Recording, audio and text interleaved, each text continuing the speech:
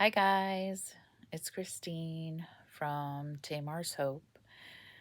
I wanted to come on and share a video and something that God had put on my heart.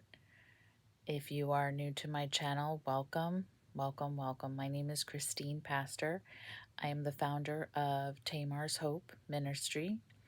And Tamar's Hope is a Christian ministry that seeks to restore the lives of women caught and bondage and victims of human trafficking and sex slavery in the New York, New Jersey metro region. In addition, I am also a survivor of abduction and sexual exploitation and narcissistic abuse. And I am also a mental health professional in the field of mental health and addiction. So, once again, if you are new, welcome to my channel. Please don't forget to subscribe to the channel. Don't forget to like and share this content to get out this important information. And if you are coming back, welcome again. So, today's video and topic that I wanted to touch on and share is about narcissistic abuse, and especially more specifically in terms of mothers of uh, children of narcissistic mothers and abuse.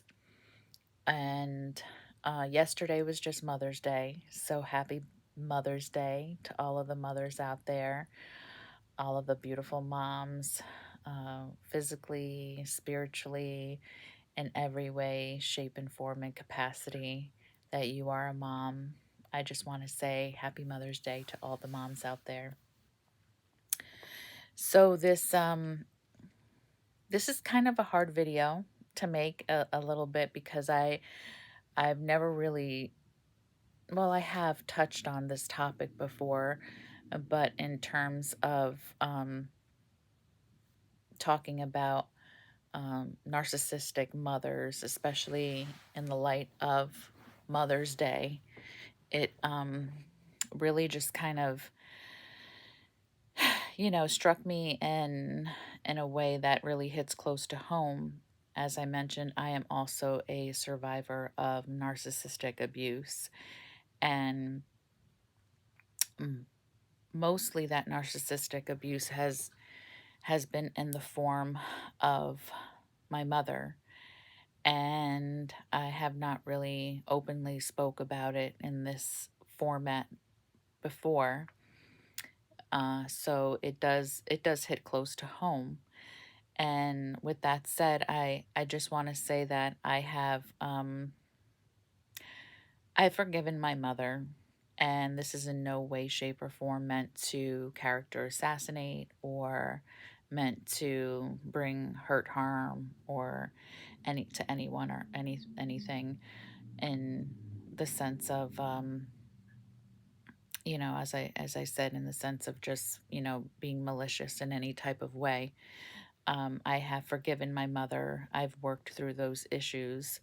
But I felt it was important for me to do this video because I feel like there's a lot of people out there that are going through this sort of thing, and even still in, still in the phases of suffering and still grieving. And although there might be moments of that from time to time, even in my situation, I have honestly been able to say that for the most part, I have been able to heal from that. And I am grateful for that. I've done my work in that area.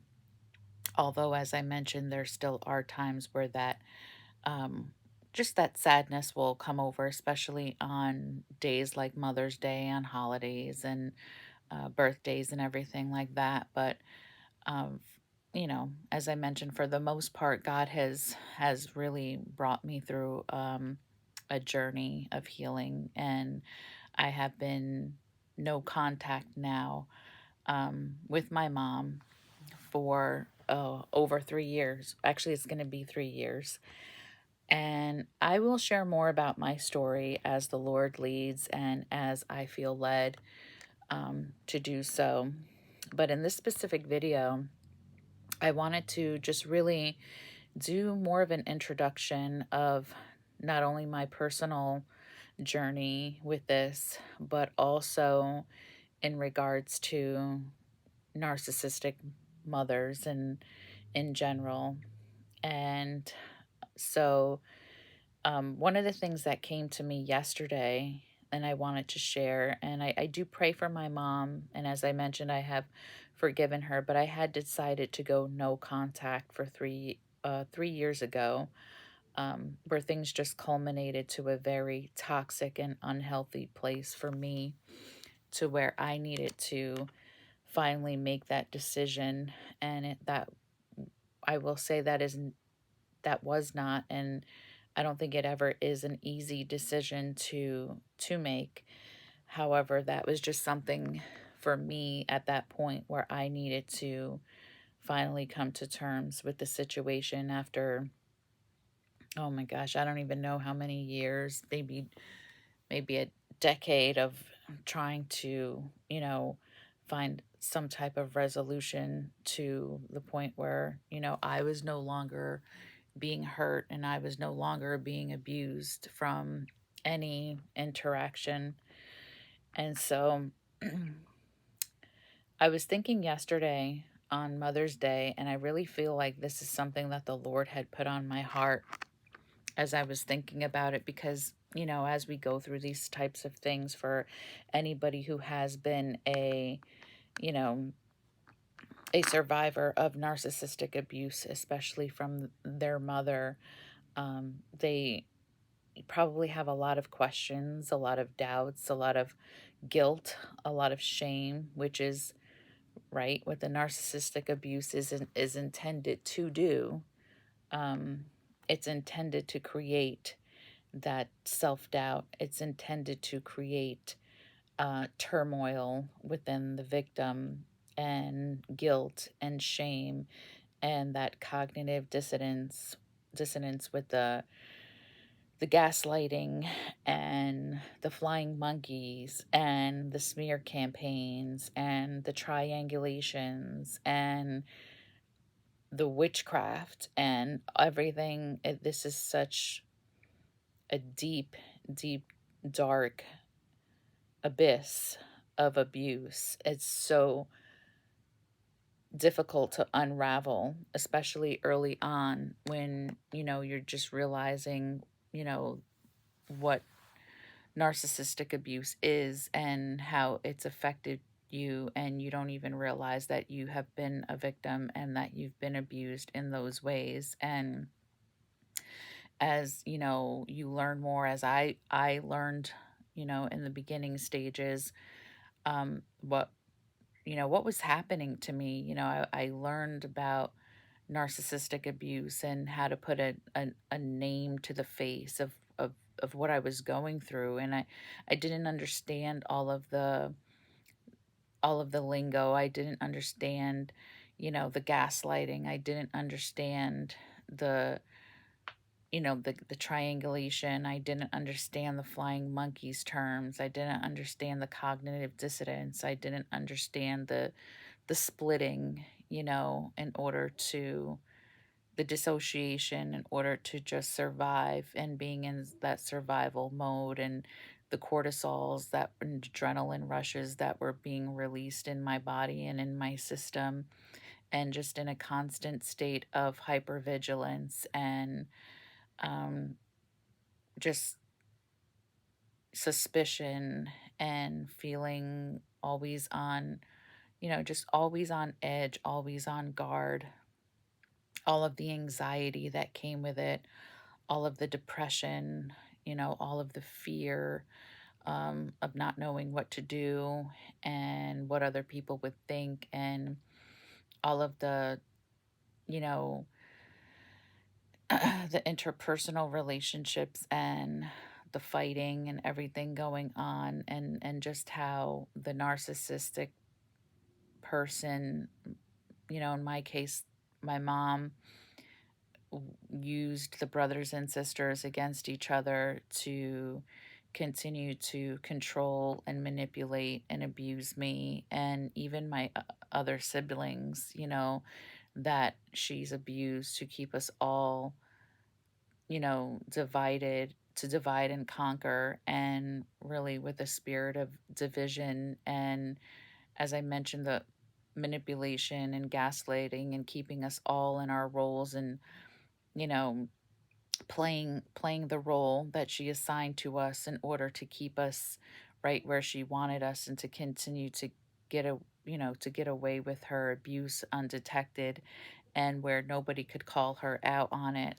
uh, uh, Otherwise she would just run to the next person and just tell them how awful you were and what you were doing, and then turn that person against you. And then that then when you're all together, you get the texts or you get the phone calls, or you know it, via wherever you're at in person, and just all the infighting beginning, and then just having her and that person that she is, as a narcissist, just stand back in the shadows and in the background and watch everybody just everything unravel and everybody attack each other, and just stand back like, oh my gosh, how could this happen? And then try to be the actual, come in and try to be the person that tries to fix everything. And then if you turn on her and you tell her, how this all got started because of what she did and how she caused the division and the drama,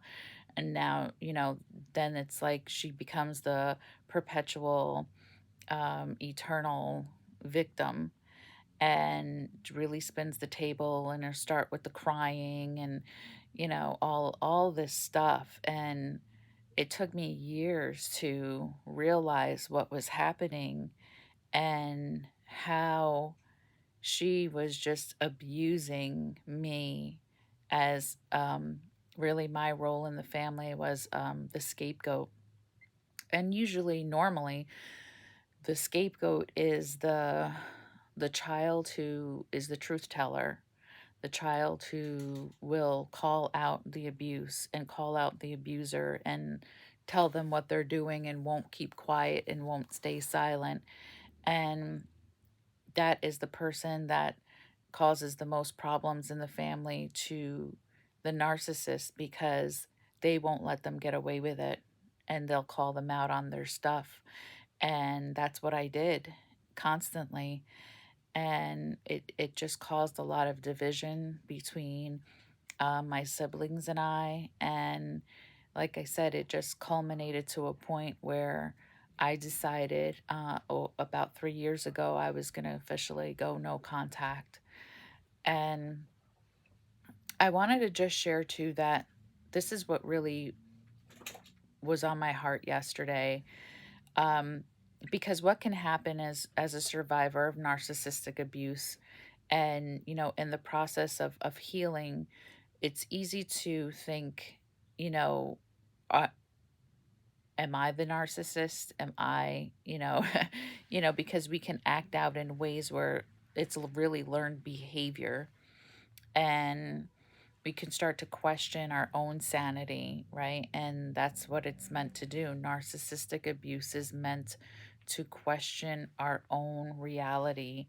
And it is the most wicked and cruel form of abuse because, innately, as we are even children, we are meant to feel that sense of trust in relationship with others, and that sense of, um, autonomy and being able to express ourselves and who God made us to be. And narcissistic abuse at its core is fundamentally meant to have the exact opposite response. It's meant to cause you to doubt your reality.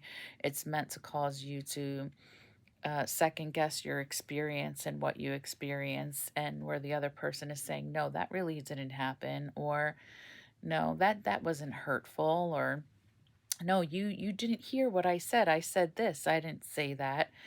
And it really leaves you in this state of this just like second guessing and yourself and this real real the state of like just insecurity and just doubting everything and anything, your even your own existence and your reality. And that's why I think it's like really one of the most cruelest forms of abuse. And I did a video last week about psychological abuse. And this falls right in line with psychological and emotional abuse. And I just feel like God has me right now talking about this because even with I was talking about the recent, uh, the recent news about the woman Micah Miller in South Carolina, the pastor's wife who committed suicide. Now we know that she committed suicide, but as more and more information comes out, there's really this public outrage and this outcry for justice for her because as we can more information is being released with that particular story, we're really starting to see how insidious and cunning and baffling it was really, what was really going on in that situation with John Paul Miller, her husband, the pastor of I think it was oh, what church was that, Solid Rock Church. And it really got me thinking about my own story and how I've been through similar situations. And I shared in that video, you can go back and watch it, how people will do this psychological abuse on you. And really, as I mentioned before, just stand back and watch things unravel and watch you unravel and act like they didn't have a part to play in it and they can't even understand why you would do such a thing, while all the while they were really abusing you emotionally and mentally and psychologically and even physically. And so, and then even just with Mother's Day, and I'm sure Micah Miller was thinking those questions. She was asking herself those questions. She had to be, with everything that's come out and just really the diabolical manipulation and control that he was doing with her and putting a tracker on her car and um, putting razors in her tires and, stalking her and sexual abuse and with it was just awful. And so I wanted to come on and share that I'm sure there's a point, and I know even with my own experience, that we can start to second guess and question and doubt ourselves in such a way where we start to ask ourselves, am I the narcissist? And like I said before, that's what this is intended to do. And so I was thinking about that yesterday and I really felt that the Lord came in and he really comforted me as he always does. And it came to my mind that, and I believe it was the Lord, but it came to my mind that there's a big difference between people that will um lash out in anger at times and frustration, or just as I mentioned, just feelings of grief or loss or learned behaviors from any type of previous abuse in the past, or people that get angry or do things that they regret and then have a moment of clarity and come to terms with what's happened and what they've done, and apologize and make things right. There's a big difference between that type of person and the person who is literally makes it their life's mission and their life's goal to go out of their way to psychologically, emotionally, spiritually, mentally, physically, in whatever way you can possibly imagine, to make somebody's life a living hell. That is diabolical to the core. And that is when somebody makes that their life's mission to where they wake up every day and they cannot, you know, they cannot feel a sense of accomplishment until they sit back and say or see somebody else falling apart over, something that they did to cause a division or to cause a strife or to, ruin somebody's relationship or to, make that person feel like the lowest of low and see them just absolutely at their worst and their lowest point. That is a person who is hell bent on making another person just miserable. That is a person who is diabolical to the core. And I really believe it's even to the point of possible possession because I don't even believe that's, it's beyond human, just being a human being. It's really demonic at its core. And so there's a big difference of the person who just makes that mistake, from time to time and comes out of character and maybe loses it and then, you know, tries to make it right or tries to, apologize. But somebody who's just doing that for just the day to day way that they live out their life and they operate, it's really demonic. Um, and I wanted to come on here and share that because I felt like that was really something that God had put on my heart. And if that's something that you can relate to, leave a comment in the comment section and let me know. But I did want to come on here and share that. And I'm just going to continue to come on and release, anything else that God gives to me, but that was something that I wanted to share and that, just kind of like a continuation of the video that I shared last week on the effects of psychological abuse. So, anyway, I don't want to make the video too long, but I'll just stop right here and I'll just say, please, once again, don't forget to subscribe to the channel, share the content, and get this important information out with anybody who might be suffering from this type of abuse. And of course, if you're in trouble, always call 911 if you feel like you want to hurt yourself or anything like that. And you can also follow us on our other platforms. We're on Facebook, Instagram, and TikTok. And you can go to our website at tamarshopeusa.org. That is tamarshopeusa.org. And you can learn more about us on those outlets. All right, guys, take care and God bless you all. And I will see you in the next video. Bye bye.